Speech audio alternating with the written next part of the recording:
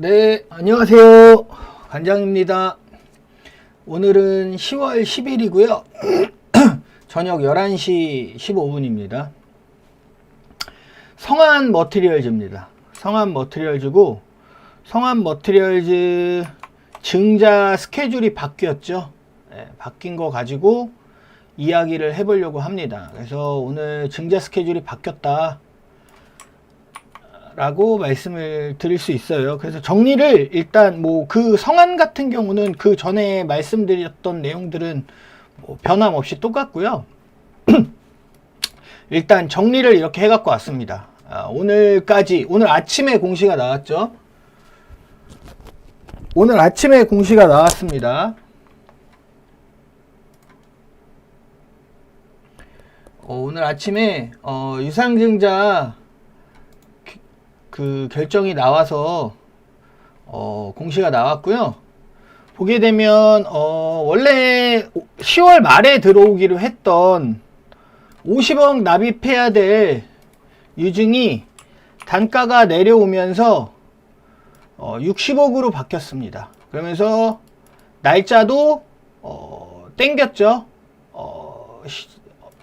말일에서 15일로 5일 뒤입니다. 5일 뒤로 조기 납입하겠다.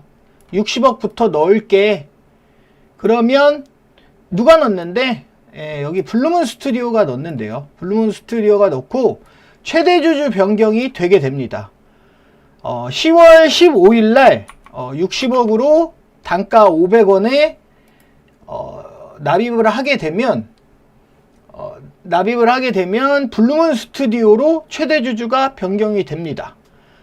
그리고 나머지 6개로 나뉘어서 들어오게 되는데 제일 빠른 게 1월 23일, 그리고 그 다음이 2월 21일, 그 다음이 3월 28일, 그 다음이 마지막이 4월 16일 날 50억짜리 2개, 100억짜리 하나, 이렇게 해서 3자 배정 물량이 총 얼마죠? 200억, 300억, 410억이죠. 네. 3자 배정 유상증자 물량입니다. 이거는 주식으로 보통주로 들어오는 거예요. 네, 보통주. 네, 보통주로 들어오고, 오늘 어쨌든 요게 땡겨져서 오늘 아침에 장 시작 전에 공시가 나오면서 최대 주주 변경 가능성이 생겼죠. 원래 10월 말에 납입을 하기로 했었는데 일단 땡겨서 납입을 하고 최대 주주 변경부터 할 생각인 것 같습니다. 블루문 스튜디오가 넣기로 했는데요.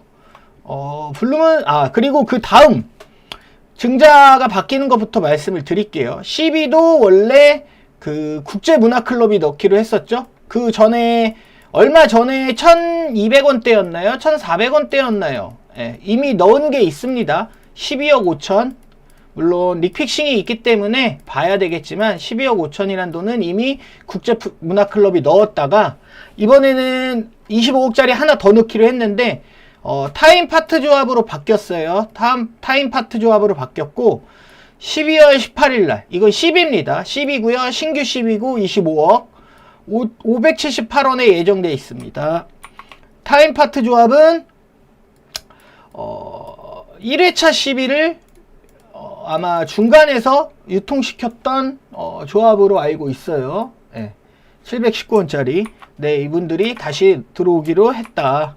조합 이름만 같지 안에 있는 사람들은 다를 수도 있습니다. 네, 그리고 BW 이것도 4월 25일 300억이고요. 578원에 블루문 스튜디오라고 돼 있습니다. 예, 이거 BW, 이건 CB. 그리고 주총 예정일은 10월 24일이고요. 조성범 이사가 선임이 될 예정으로 되어 있습니다. 현재까지는 주총이 뭐 딜레이 되거나 취소되거나 하지는 않았어요. 그리고 뒤에 유증 CB 찍어 놓은 게 블루문 스튜디오로 일단 다 찍어 놨는데 이거는 어찌 될지 모릅니다. 예, 어찌 될지 모른다고 봐요. 자금력이 어떻게 해서 만들어 올진 저는 모르겠지만 만약에 블루문 스튜디오로 들어온다면 어디서 차입을 한다거나 뭐 아니면은 돈이 많은 쪽일 수도 있겠지만 블루문 스튜디오가 그렇게 돈이 많지는 않은 걸로 알고 있습니다. 제가 알기로는 그래요. 블루문 스튜디오는 코퍼스 코리아라고 있습니다. 현재 코퍼스 코리아라고 있는데, 코퍼스 코리아, 요즘 주가 좋죠? 요즘 주가 좋아요.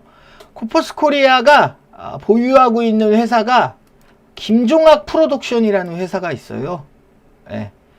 김종학 프로덕션이라는 회사를 22년도에 인수했을 겁니다.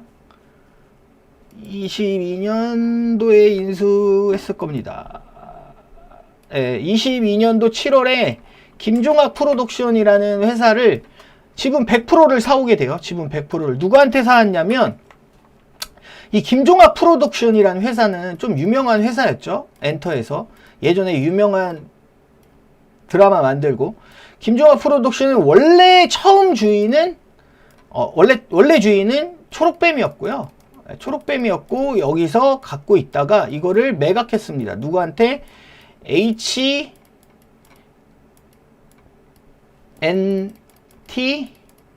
일렉트릭. 이거는 무슨 회사였냐면요. 코디엠 아시죠? 코디엠.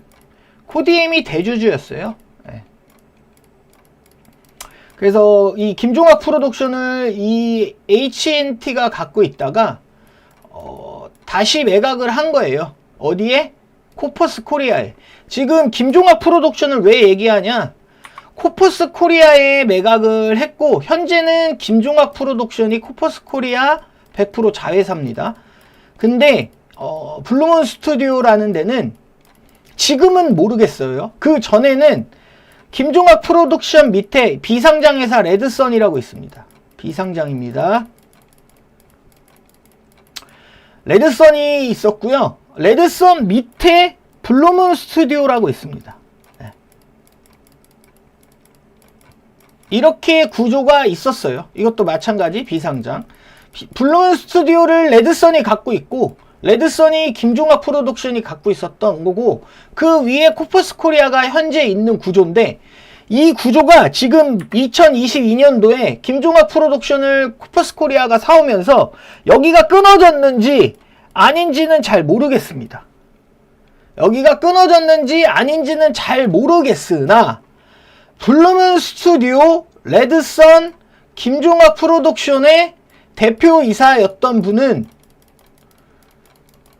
김남표 대표이사님이었어요. 이분은 김종학 프로덕션, 레드선, 블루문 다 대표이사를 했던 분입니다. 무슨 말씀인지 아시겠죠? 그러면은 다시 성안으로 돌아가서, 성안에 이번에 블루문 스튜디오가 들어오기로 했는데, 블루문 스튜디오에 들어오기로 한 대주주, 대표이사죠? 대표이사는 김남표 대표이사님입니다. 그러면은 아무래도 그쪽이 맞는 거겠죠. 그렇기 때문에 그렇게 봐야 된다. 그래서 60억은 여기서 넣지만 이거는 어떻게 할지 봐야 될 것 같습니다. 만약에 여기에 진짜 블루문 스튜디오가 쏟아붓는다. 그리고 김종학 스튜디오랑 아직 연결고리가 붙어 있다면 뭐 코퍼스 코리아 쪽에서 증자를 해주던지, 아니면은 뭐 따로 블루문 스튜디오가 뭐 이렇게 투자를 받던지 할 텐데, 돈을 넣을지는 일단 먼저 봐야 돼요. 일단 그것보다는 돈을 넣을지를 먼저 봐야 됩니다. 일단 이렇고요. 증자 스케줄은 현재 요렇게 바뀌어 있습니다. 그리고 납입자도 요렇게 바뀌어 있는 상황이에요. 이게 오늘 기준으로 보시면 되고요. 화면을 캡처해서 보시면 되겠습니다. 이렇게 보시면 되고요. 오늘 주가가 조금 올랐어요. 오늘 주가가 오늘 뭐 바닥에서 한 10% 정도 들어 올렸는데 간의 기별도 안 가죠. 간의 기별도 안 가지만 어쨌든 호재 공시에 조금 반응을 했다라고 볼 수 있고, 오늘 뭐 히토류 관련주 애들도 움직였는데 뉴스에 움직였다기보다는 공시에 움직였다고 보는 게 맞습니다. 예. 공시에 움직였다고 보는 게 맞고 어쨌든 지금 500원으로 단가가 낮아진 상태에서 이렇게 들어오고 있다. 그래서 뭐 일단 좀 지켜봐야 될 것 같다고 말씀을 드려요. 말씀을 드리고 오늘 이 주총이 계속 앞으로 진행이 될지도 봐야 되고요. 유상증자 1차 납입이 먼저 확인을 해야 됩니다. 다만 고무적인 거는 조기 납입을 해야 된다. 조기 납입을 해야 된다. 제가 계속 그래야 어느 정도 이제 신용거래 말고 현찰거래를 하자 말씀을 드린 거예요. 그러니까 맨날 언제까지 믿음으로 거래할 수 없잖아요. 일단 뭐 보여줘야 보여주고 거래를 해야 된다고 생각을 합니다. 회사도 마찬가지. 그 전 M&A가 무산되었고, 무산되는 과정에서는 그런 믿음으로 했던 거래들이 있었던 것 같기도 하고요. 잘은 모르겠습니다만 어쨌든 주가도 무너졌고 모두 다 무너졌습니다. 그렇기 때문에 이제는 뭔가를 보여주고 해야 된다라고 말씀을 드렸고, 여기서 조기 납입을 하겠다라고 말씀드린 거는 조금 약간 나쁘지는 않습니다. 나쁘지 않고요. 일단 납입을 확인하는 게 맞습니다. 우리도 마찬가지예요. 어떻게 회사를 볼 때 이제는 보여주고 그래야 뭔가를 저희도 움직일 수가 있는 부분이 생기는 거고 하는 거니까 앞으로 주가 흐름이 어떻게 갈지는 쭉 지켜봐야 되는 거고요. 오늘은 제가 조금 성한 머티리얼즈에서 따로 좀 많이 생각해 본 게 있어요. 이제 재무가 성한 머티리얼즈 같은 경우는 조금 좋지가 않습니다. 예. 재무가 성한 머티리얼즈 같은 경우는 사실 좋진 않아요. 근데 한 가지 희망회로라고 할까? 이거는 그냥 제 개인적인 생각이니까 틀릴 수도 있습니다. 제가 공시를 보고 맞다고 하는 거는 맞다고 하는데, 이거는 그냥 제가 정확하게 알지는 못해요. 회계 처리에 대해서 회계 처리를 제가 정확하게 막 전문가처럼 알 수는 없지만 그냥 대충 이렇게 이런 종목들을 많이 봤을 때 지금 주가를 이렇게 만들어 놓은 이유가 무엇일까? 물론 시비권자들이 때린 건 맞습니다. 주가가 형님들 여기서 13일부터 부러졌죠? 13일부터 부러진 거는 시비권자들이 매도를 한 건 맞아요. 네. 그런 거래량이었고 시비권자들이 매도한 거는 맞습니다. 이분들이 매도한 건 맞다고 생각해요. 근데 하지만 여기 부분에서는 제가 엑시트를 못했을 거다라고 말을 했었고, 근데 하지만 여기에서는 때린 것 같다. 거래량도 그렇고 물량 나왔던 호가의 모습들도 그랬고 여기서도 한 번 더 보여줬고, 그럼 왜 이렇게 누구는 들고 있다고 하면 누구는 들고 있고 누구는 이렇게 지금 부러뜨려서 나가고 있냐. 주가를 500원까지 눌러놓고. 그래서 두 가지 이유가 있다고 생각을 합니다. 첫 번째는 아까 말씀드렸듯이 물론 첫 번째는 진짜로 M&A가 부러졌으니 M&A 어그러졌으니 야 까고 매도할래. 리스크 했지. 본전에 나갈게. 한 분들이 나갈 걸 수도 있고요. 이게 가장 크겠죠.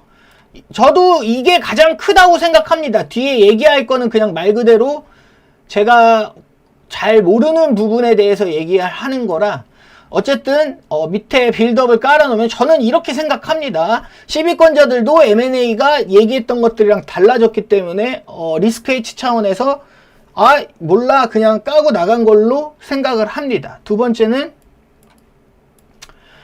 만약에 이럴 수도 있고, 아니면 진짜 여기가 부러졌잖아. 여기가 부러졌으니 부러진 김에 500원까지 낮춰. 신주 발행 싸게, 저번에 말씀드린 거죠. 발행 싸게 해서 다시 찾아보자. 그러면은 코스피고 할 수 있으니 매각 다시 임자 찾으면 매각할 수 있으니 이걸로 해보자 했을 수도 있고요. 여기에 대한 부가적인 얘기를 조금 해보려고 해요. 여기에 대한 다시 새로운 매각자를 찾았다. 매각자를 만약에 찾았다. 내가 만약에 성안을 인수한다. 형님들도 생각해 보십시오. 형님들이 성안을 인수한다 생각을 하면 성안에 대한 가장 큰 리스크는 뭡니까? 장점은 뭐죠? 장점은 싸다. 뭐가? 신주가 싸요. 신주가 싸고, 두 번째는 코스피. 거래소. 코스피랑 코스닥이랑 천지 차이입니다. 코스피. 요 두 개밖에 없어요.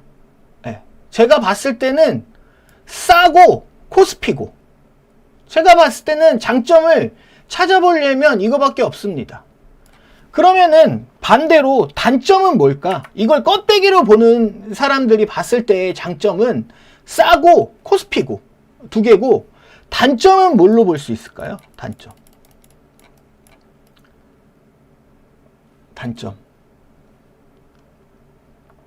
재무구조가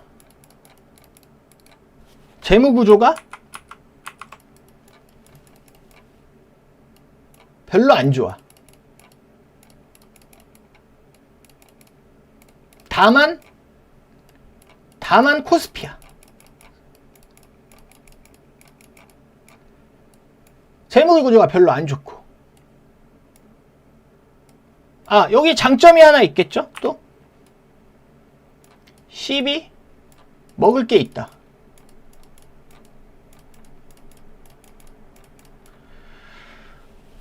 이거는 콜 물량입니다. 콜옵션 물량이에요. 네.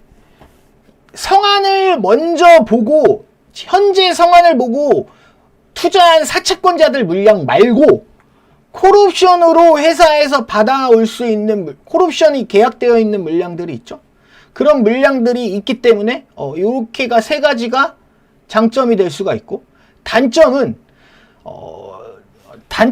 재무구조가 좋지가 않아요. 현재 재무가 좋지 않고, 가용현금이 적다.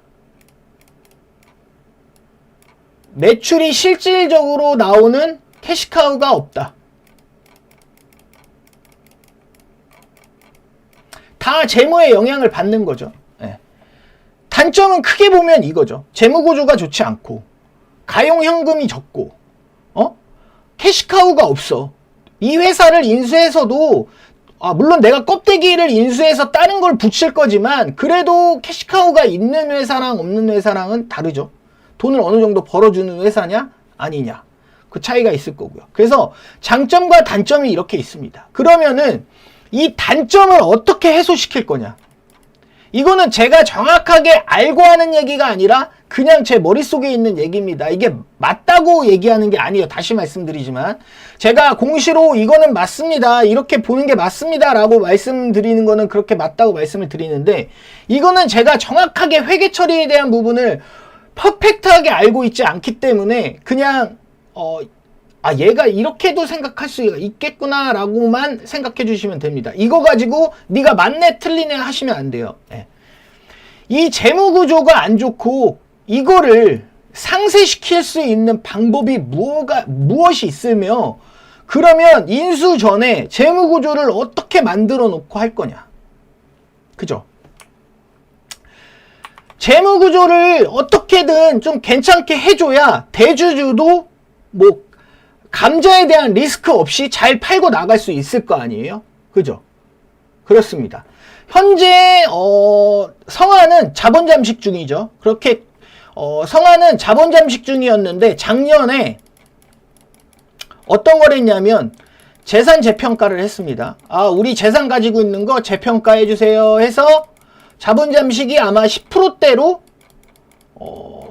올라왔을 겁니다. 이거 4Q 기준, 23년 4분기 기준, 23년 4분기 기준 아마 10몇 %대로 자본 잠식이 돼서 사업보고서가 통과되고 그런 식으로 넘어갔던 걸로 알고 있어요. 그래서 작년 4분기에는 재산평가라는 작업을 했고, 주가를 지금 이렇게 부러뜨려 놓은 거는 왜 이렇게 부러뜨려 놓았을까 계속 생각해 봤는데, 형님들이 이런 것들이 있어요. 지금 성화는 일단 돈을 못 벌어요. 네, 돈을 못 벌어요. 돈을 못 벌기 때문에, 돈을 못 벌면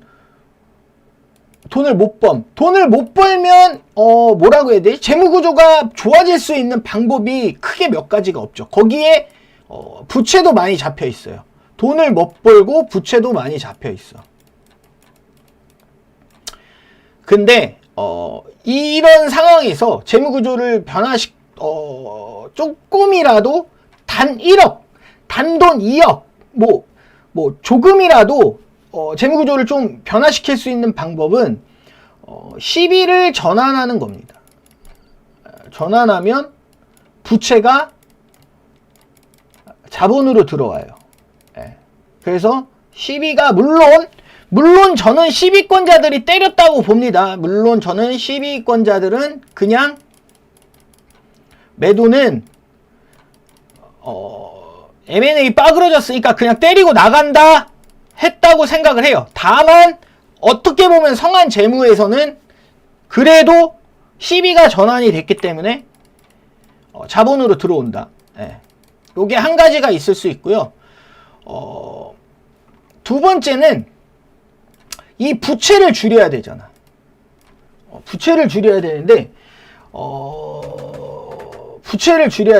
형님들 지금 주가가 만약에 올라가게 됐었으면, 이번에 M&A가 만약에 성사가 되고 주가가 막 탁탁탁 치고 올라가서 딱 정리하고 깔끔하게 이번 분기에 끝내고 나왔으면 좋은데, 그러지 못하고 만약에 다음 분기까지 이어지고 4분기까지 이어진다. 그러면은 인수자는 무슨 상황에 걸릴 수 있냐면, 형님들 그게 있어요. CB랑 BW 뭐 이런 것들은 파생상품 평가 거래 손실 이득 이런 공시들을 본 게 있을 거예요. 형님들 공시 중에 이런 공시 보신 분들 많죠. CB 찍는 애들, BW 찍는 애들은 이런 공시가 가끔 나오는 애들이 있어요. 이게 무슨 소리냐면 내가 CB를 들고 있어. 회사에서 CB나 BW 들고 있어. 그쵸? BW 들고 뭐 전환을 할 수도 있고 갖고 있을 수도 있는데, 이게 전환가가 만약에 CB 그러니까 CB 채권가가 1,000원이야. 1,000원이라고 쳐. 근데 이거는 뭐 릭픽싱 조항이 있고 이렇기 때문에 파생상품으로 인정을 합니다. 이거는 그냥 기본적인 거니까 알고 계시면 되고요. 근데 이게 만약에 주가가 2,000원이 갔어. 주가가 2,000원이 갔어. 그러면은 회계 처리를 할 때 만약에 이거를 100억 찍었다고 생각을 하세요, 형님들. 쉽게 얘기해서 디테일한 것까지는 얘기 안 하겠습니다. 이거를 100억을 찍었다고 있어. 100억을 찍었다고 해서 만약에 가지고 있어. 그러면 주가가 만약에 2,000원으로 올라갔어. 그러면 형님들 파생상품 거래 손실로 100억이 잡히게 됩니다. 손실로 봐요. 물론 현금 유출 없는 회계상의 손실이야. 회사에서 직접 현금적으로 손실을 본 건 아니지만 회계상으로는 손실로 잡힙니다. 회계 처리를 할 때는. 반대로 전환가에, 그러니까 CB가가 1,000원인데 반대로 주가가 만약에 500원이 됐어. 반대로 주가가 500원이 되면 뭘로 잡히죠? 파생상품 거래 이득으로 잡힙니다. 그러면은 손실 반영이 안 되는 거죠. 손실 반영이 재무제표 들어갈 때 되지가 않습니다. 그러면은 봐봐. 지금 성화는 재무가 일단 좋지가 않아요. 좋지가 않은 상태에서 인수자가 인수를 하려고 해. 근데 만약에 주가를 튀겨서 올려다 놨어. 10일 안에 다 집어넣는 상태에서 전환을 안 시키고 가지고 있는 상태거나 뭐 이런 상태에서 주가를 들어 올려놨으면 가뜩이나 지금 재무가 자본 잠식이 그래도 들어가 있는 상태에서 주가가 크게 올라가고 시비가 있다면 콜옵션 물량이 있을 거 아닙니까? 물론 사채권 물량도 있을 거고, 그러면은 그것도 회계장부상 손실로 잡히게 됩니다. 그래서 인수자는 내가 돈 주고 인수하는 과정에서 회사 재무를 그래도 어느 정도 깔끔하게 해놓고 인수를 하고 싶을 텐데 그런 일이 발생을 하는 거죠. 그렇기 때문에 아까 말씀드렸던 대로 재무를 어느 정도 잡아놓고 하는 방법은, 인수자는 아니지만 예를 들어서 말씀을 드릴게요. 예를 들어서 말씀드립니다. HLB 테라피틱스, HLB 관련주로 말씀을 드린 거예요. 전에도 말씀드렸죠. 이거 전환가액이 이렇게 있어요. 얘네 시비가 되게 많았습니다. 시비가 여기 가격이 만약에 4,000원이었다고 쳐. 그럼 여기서 시비가 4,000원이야. 그러면은 HLB 같은 경우는 어떠냐면 주가가 4,000원 근방일 때 전환을 합니다. 전부. 전환을 하면 주식으로 바뀌고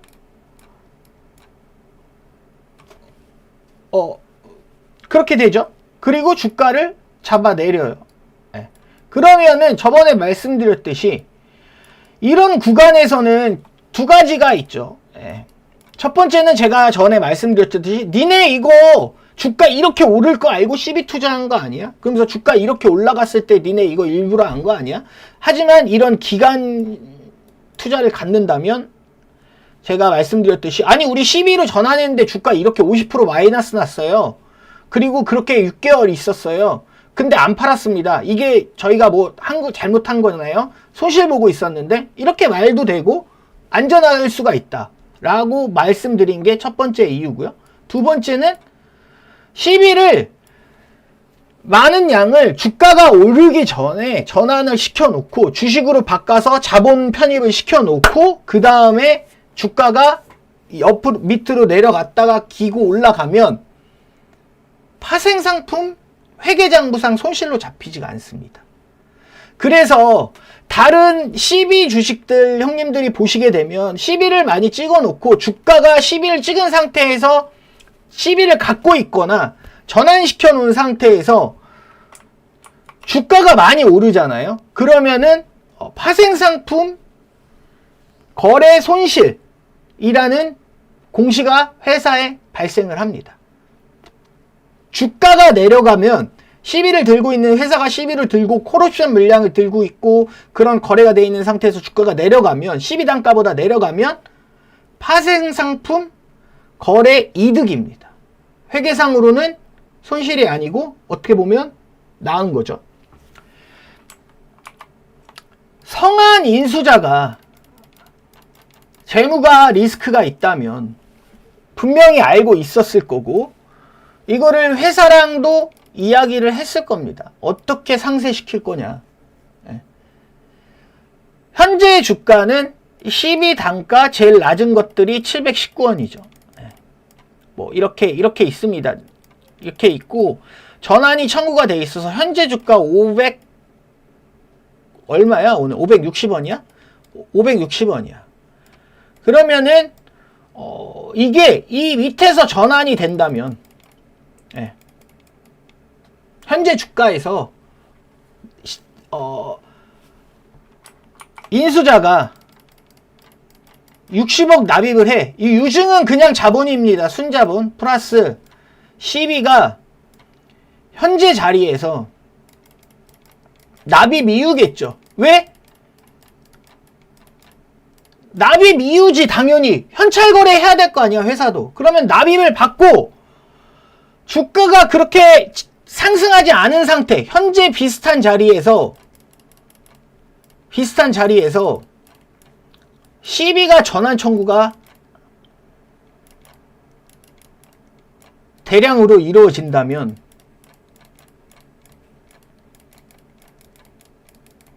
가정입니다.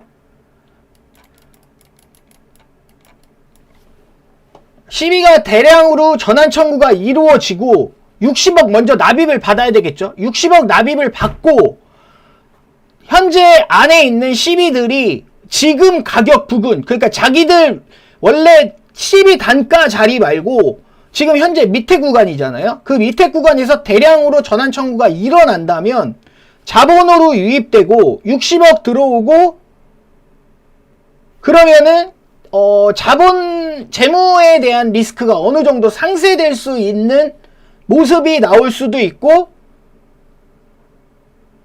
시비권자들도 다만 시비를 가지고 있는 채권자들이나 이미 시비를 바꿔놓고 손실을 보고 있는 채권자들이 있다면 이번에 유증을 납입을 하는 사람들과 정말 이런 커뮤니케이션 믿음이 있어야 되겠죠.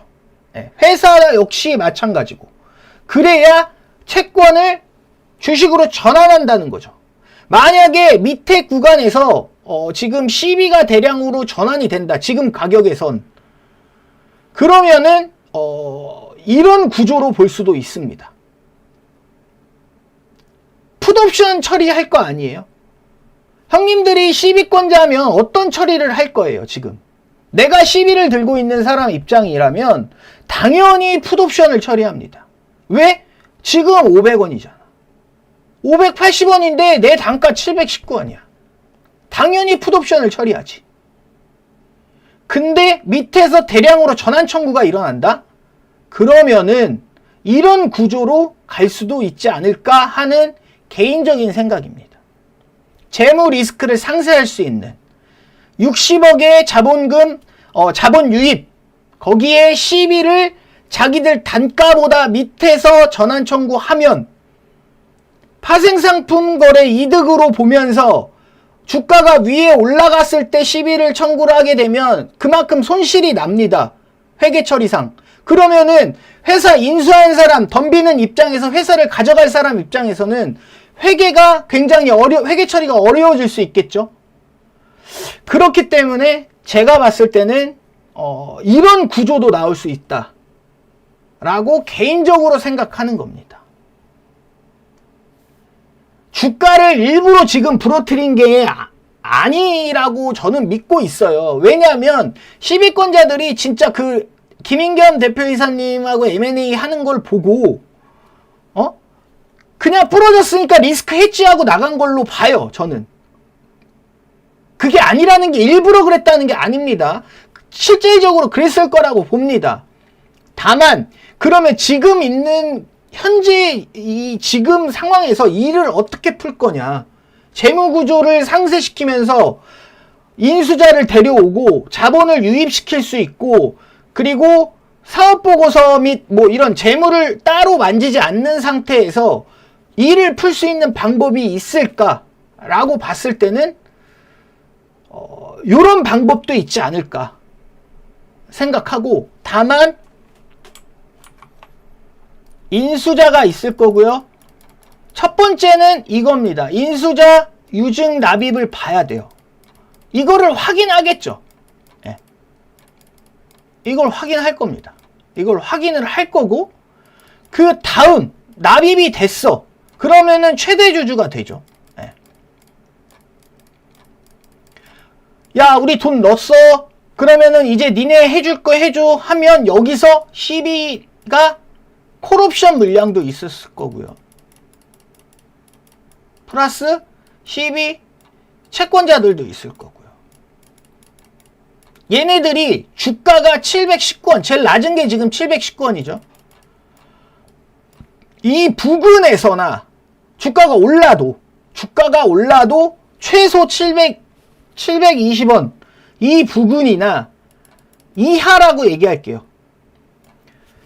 719원 이하에서 전환 청구가 대량으로 일어나는 겁니다.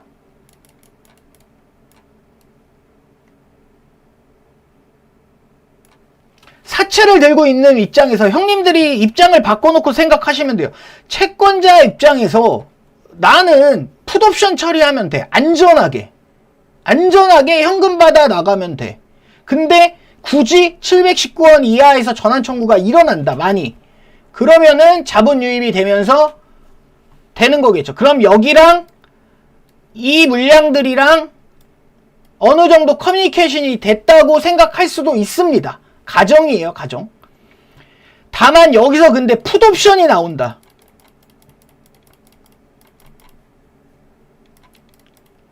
그러면은 이거는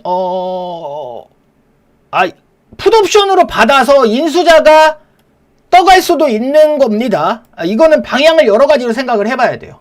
다만 재물을 크게 손상시키지 지금 감자 걱정하시잖아요. 제가 입에 담기도 힘든데. 근데 그거를 하지 않으면서도 풀 수 있는 방법은 이런 식의 자본 유입과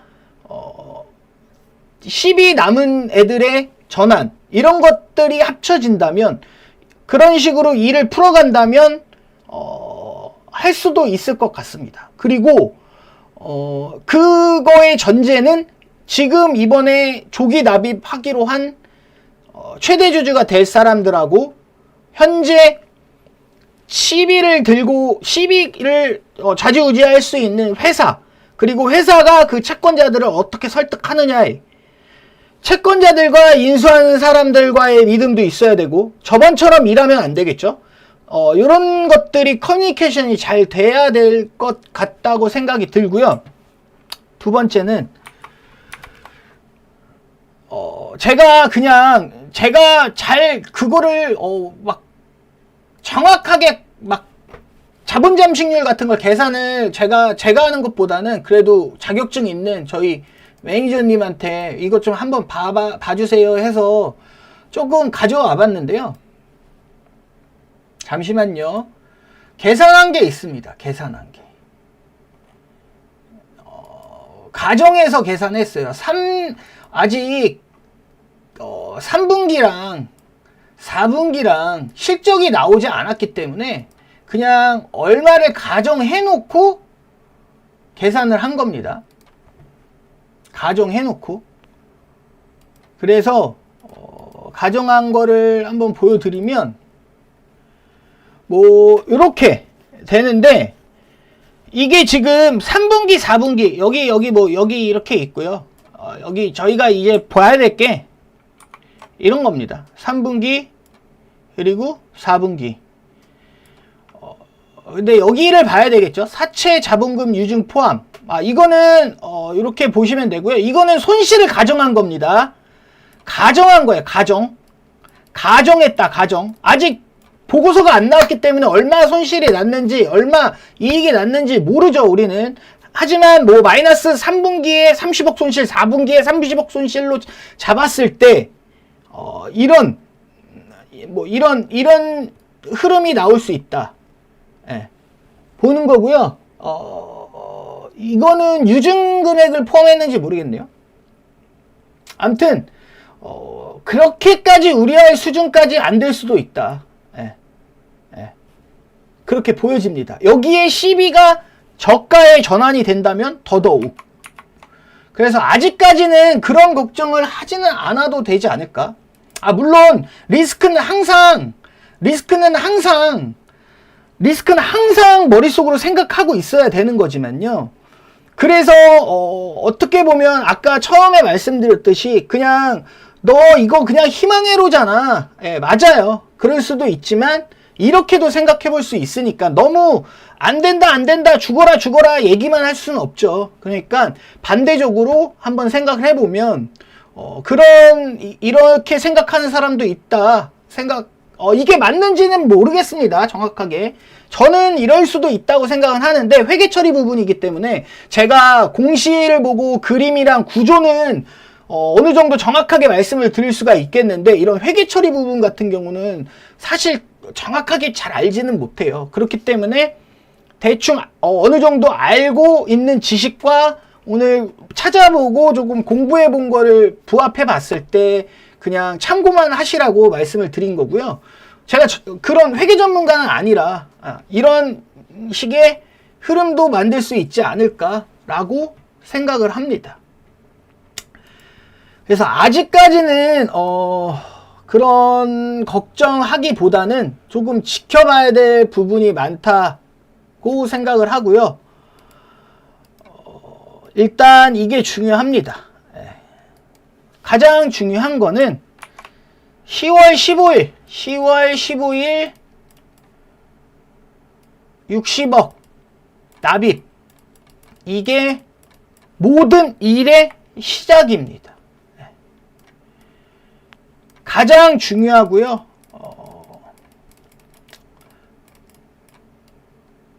모든 일의 시작이고, 저게 납입이 돼야 이제 회사도 믿음으로, 신용으로 거래 안 하고 현찰 거래, 눈에 보이는 실물 거래 할 수 있는 거겠죠. 우리도 회사랑 마찬가지로 여태까지는 야 너네 이럴 거잖아 예측해 왔다면 이제는 눈으로 확인을 해야 됩니다.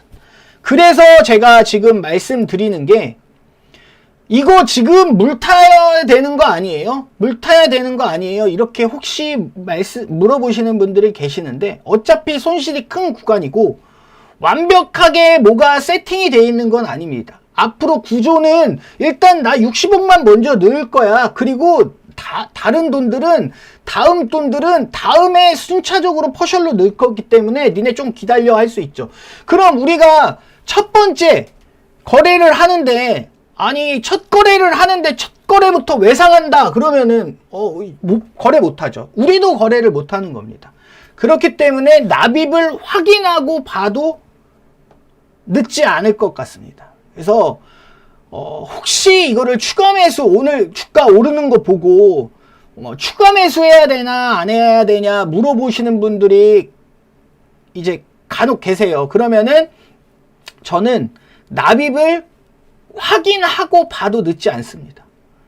그렇게 말씀드리고 싶어요. 여태까지 우리도 회사랑 신용거래했고, 회사도 인수하는 애들이랑 신용거래했어. 회사도 인수하는 사람들이랑 이제 현찰거래해야 되고, 우리도 회사랑 현찰거래해야지 언제까지 믿음으로 거래할 수는 없죠. 주가가 먼저 움직일 수 있습니다. 다만 주가가 먼저 움직여도 그거 어떻게 조금 주가 움직인다고 또 외상 줄 수는 없잖아요. 그쵸? 또 외상 줄 수는 없으니까 확인을 하시는 게 먼저입니다. 확인을 하고 나서도 흔들 수 있어요. 기간이 뒤에 남아있기 때문에 확인을 하고 흔들 수도 있습니다. 그리고 최악의 경우는 이런 식으로 갈 수도 있어요. 또 하나 말씀을 드리면 60억을 납입을 해. 그리고 주가가 만약에 주가를 올려놔 그러면은 남아있는 FI들 엑시트를 해요. 그리고 아까 말씀드렸듯이 재무 처리를 감자를 할 수도 있고요. 왜냐하면 60억 먼저 넣어놓고 나머지 뒤에 들어올 게 겁나 많잖아. 무슨 말인지 알죠? 최대주주 돼서 60억 넣고 최대주주 된 다음에 그 다음에 내가 뒤에 들어올 돈이 훨씬 많아. 그러면은 욕심이 나겠죠? 형님들 어떻게 보면 그럴 경우도 있습니다. 그래서 최악과 최선을 같이 생각해 보셔야 되고, 최악은 60억 거래가 납입이 됐을 때 말하는 겁니다. 60억 거래 납입이 된 이후에 아까 최상은 그런 재무 리스크를 상쇄시키면서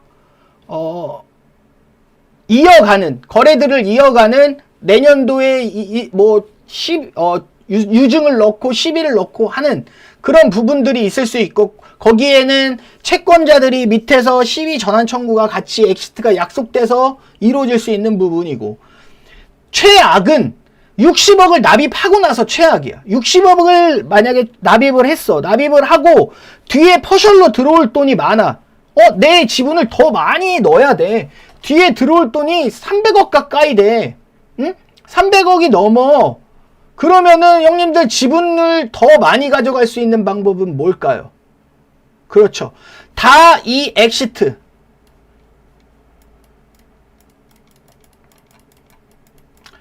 현재 대주주 플러스 FI 엑시트 어느 정도 만들어 놓고 그 다음에 감자하고 나머지 인수금액, 유증금액들을 탁탁탁탁탁 집어 넣을 수도 있고, 이거는 최악으로 가는 겁니다. 다만 감자하기 전에 FI들의 엑시트와 대주주의 엑시트를 만들어줘야 됩니다. 그렇지 않으면 되진 않을 거예요. 그래서 이런 식으로 최악도 생각을 해보고 최선의 방법도 생각을 해보고 봐야 된다라고 말씀을 드리고요. 아직까지는 모릅니다.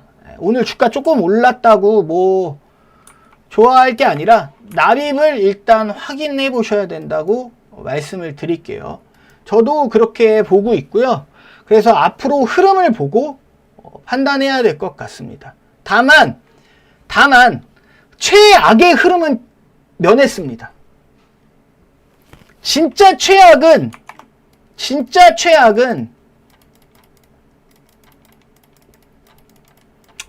유증 딜레이 내년으로 아니면 철회 이거였어요. 근데 60억을 일단 조기 납입한다는 거는 아예 최악은 피한 겁니다. 아예 최악은 피한 겁니다. 그렇기 때문에 앞으로의 성안의 흐름을 조금 더 지켜봐야 될 것 같습니다. 그래서 이렇게도 생각해보고 저렇게도 생각해보고 투자에 있어서 참고하셨으면 좋겠고요. 제 말을 다 믿으라는 게 아닙니다. 다시 말씀드리지만 저는 제가 보는 방향을 말씀을 드리는 거고, 이게 맞다 틀리다는 뭐 틀릴 확률도 더 많죠. 뭐 100% 어떻게 맞추겠습니까? 하지만 여러 가지 방향을 놓고 생각해 볼 줄은 아니까 그런 방향들, 제가 말씀드린 방향들 말고도 다른 방향들이 있다면 본인들이 거기에 시나리오를 더 그려보시길 바랍니다. 투자에 그 정도 참고가 됐으면 좋겠고요.